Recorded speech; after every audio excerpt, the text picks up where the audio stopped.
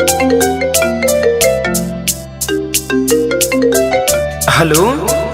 Hello. बाबू सोनम कहाँ रह गए तुम? कब से तुम्हारा वेट कर रहे हैं हम। सॉरी, मैं नहीं आ सकती।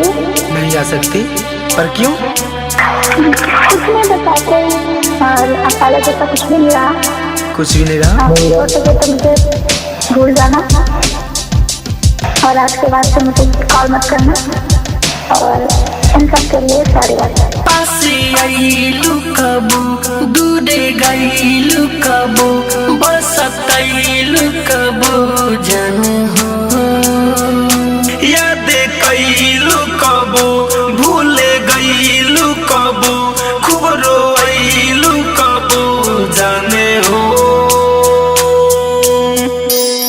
जब दिल हमारो तोड़ी दिहालो सॉरी बोलाला से का फायदा तुम्ही हो दोसरा से जोड़ली हलो तो सॉरी बोलाला से का फायदा।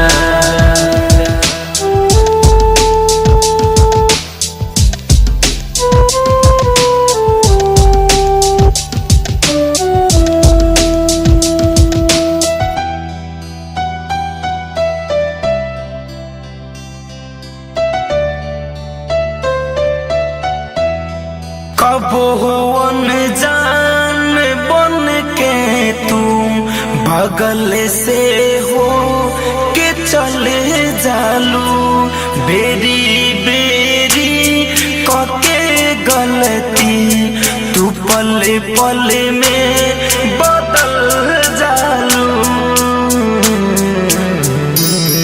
तू हाथे हमरो छोड़ी दिहालू सॉरी बोलाला से का फायदा तुम्ही हो दोसरा से जोड़ली हलो तो सॉरी बोलाला से का फायदा।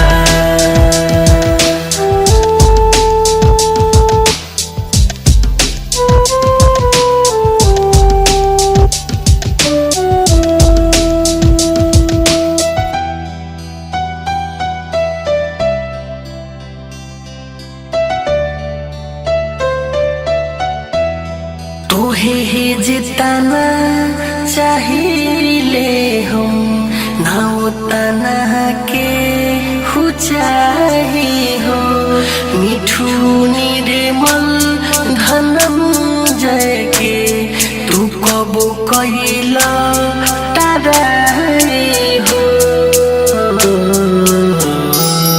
शादी के जोड़ा जब ओढ़ी हालू तो सॉरी बोलाला से का फायदा जब दिल हमारो तोड़ी दिहालू तो सॉरी बोलाला से का फायदा। माँ वैष्णो रिकॉर्डिंग स्टूडियो, दिल्ली।